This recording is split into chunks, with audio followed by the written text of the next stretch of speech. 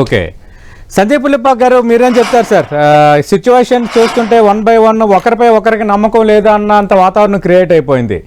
ఒకవైపు కాల్పుల విరమణ అంటూ స్నేహాస్తం చాచి లెబనాన్ పైన ఇజ్రాయిల్ దాడులు చేయటం, భారీ ప్రాణ నష్టాన్ని కలిగించడం, ఇరాన్ షరతులపై జేడీ వాన్స్ జోక్స్ చేయటం, ఇరాన్ చుట్టూ మా బలగాలు ఇంకా అక్కడే ఉంటాయి, అంతా అయిపోలేదు అంటూ ట్రంప్ ట్వీట్ చేయటం, లేటెస్ట్గా మన డిబేట్కి ప్రారంభానికి ముందు పాకిస్తాన్లో ఉన్న ఇరాన్ రాయబారి మేము చర్చలకు రావట్లేదని చెప్పడం, ఏం జరగబోతోంది? కష్టం అండి ఎగ్జాక్ట్ గా ప్రిడిక్ట్ చేయడం, ఎందుకంటే సీజ్ ఫైర్ అగ్రిమెంట్ ఒప్పుకున్నారు. మీరు కనుక గుర్తుండే ఉంటుంది మీకు, వాళ్ళు 2 phase సీజ్ ఫైర్ అగ్రిమెంట్ కి మేము ఎప్పుడు ఒప్పుకోము అని ఇరాన్ వాళ్ళు అన్నారండి. కానీ ఫైనల్ గా ఇప్పుడు వచ్చింది 2 phase సీజ్ ఫైర్ అగ్రిమెంట్. మొదట కాల్పుల విరమణ, తర్వాత 2 వారాల తర్వాత ఈ 2 వారాల లోపు పెద్ద ఎత్తున నెగోసియేషన్స్ చేసి ఏదో ఒక సొల్యూషన్ కనుక్కుంటామని చెప్పడం జరిగిందండి.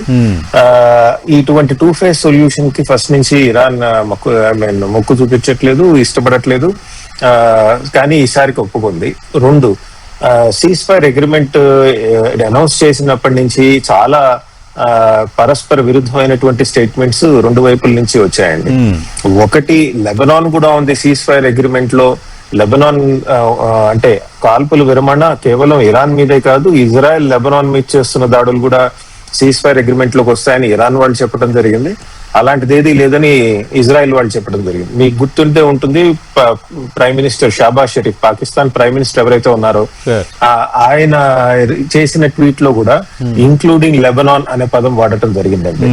కానీ ఇవాళ చూసాం జేడీ వాన్స్ గారు లెబనాన్ లేదు అసలు సీజ్ ఫైర్ అగ్రిమెంట్ లో అని ఆయన చెప్పడం జరిగింది. సో ఎక్కడో మిస్కమ్యూనికేషన్ జరిగింది, లేదా కావాలని ఎవరో ఇంక్లూడ్ చేసి తీసేసి ఏదో గొడవ నడుస్తుంది. అది ఒక area of disagreement.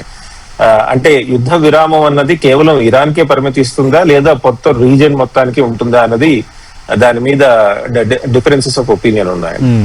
2 difference of opinion ఎక్కడ వస్తుంది అంటే, ఈ ఎన్రిచ్మెంట్ ఆఫ్ యురేనియం ఉంటుంది కదా న్యూక్లియర్ ప్రోగ్రామ్ లో. అమెరికన్స్ వీళ్ళు చెప్పేది ఏంటంటే, ఎన్రిచ్మెంట్ ఆఫ్ న్యూక్లియర్ ఏదైతే ఉందో, యురేనియం ఏదైతే ఉందో, అది ఇరాన్ చెయ్యను అని ఒప్పుకుంది కాబట్టే మేము సీజ్ ఫైర్ ఒప్పుకున్నామని వాళ్ళు అంటున్నారు. బట్ ఇరానియన్స్ అనేది ఏంటంటే, మేము అటువంటి ప్రామిస్ ఏమీ చేయలేదు, దాని మీద చర్చిస్తాం అన్నాం గానీ ఆపుతాం అనలేదని వాళ్ళు అంటున్నారు. ఇంకో 3 ముఖ్యమైన అంశం ఏంటంటే, స్ట్రైట్స్ ఆఫ్ హర్మూజ్ అనేది అది ఇమీడియట్ గా ఓపెన్ చేయాలి అని డొనాల్డ్ ట్రంప్ ఒప్పుకున్నారు ఇరాన్ వాళ్ళు అని డొనాల్డ్ ట్రంప్ తన ట్వీట్ లో రాశారండి. దానికి ఇరానియన్స్ స్పందిస్తూ వాళ్ళు ఏమంటున్నారంటే, స్ట్రైట్స్ ఆఫ్ హర్మూజ్ ఓపెన్ చేస్తామన్నాం కానీ ఏది షిప్ వెళ్లాలన్నా మా డిఫెన్స్ ఫోర్సెస్ తో పర్మిషన్ తీసుకుని వెళ్ళాలి అంటున్నారండి వాళ్ళు.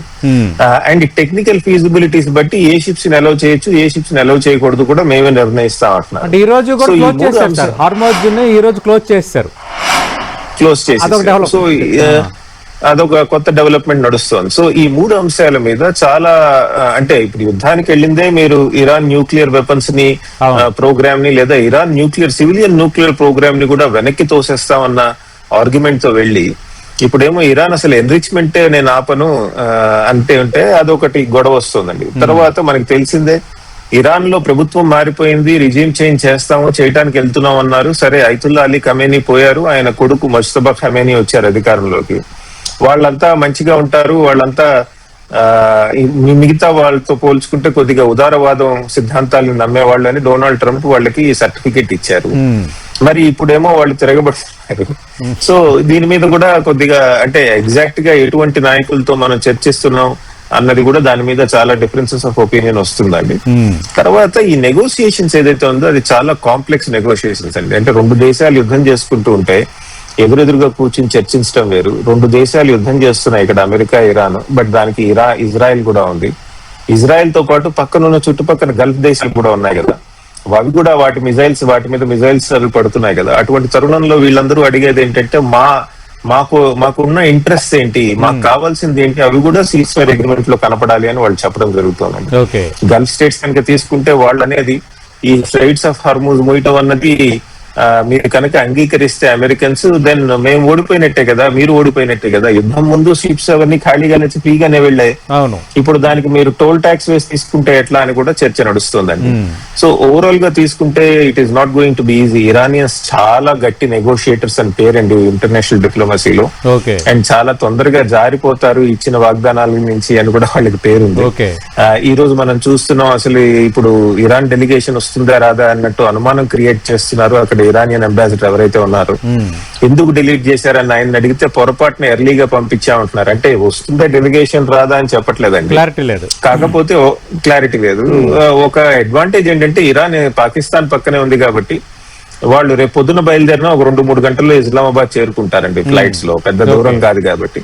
కానీ అమెరికన్స్ కి వచ్చే ప్రాబ్లం ఏంటంటే వాళ్ళు విమానం ఎక్కి స్టార్ట్ అయితే జేడీ వ్యాన్స్ వీళ్ళంతా ఇరానియన్స్ వస్తున్నారో రాకుండా వీళ్ళు వెళ్ళి ఇస్లామాబాద్ లో ల్యాండ్ అయితే వాళ్ళకి చాలా ఫేస్ లాస్ కదండి, అవమానంగా కూడా ఉంటుంది. అవును. సో అందుకని ఇరానియన్స్ చాలా టఫ్ నెగోషియేషన్ టాక్టిక్ ప్లే చేస్తున్నారు. వీళ్ళేమో బయలుదేరతారు, మరి వస్తారా రారా తెలియదు. సో దానిలో చాలా టఫ్ నెగోషియేషన్స్ జరగబోతున్నాయి, అంత తేలిగ్గా ఉండదు. చూద్దాం ముందు రోజుల్లో ఏమవుతుంది. రైట్.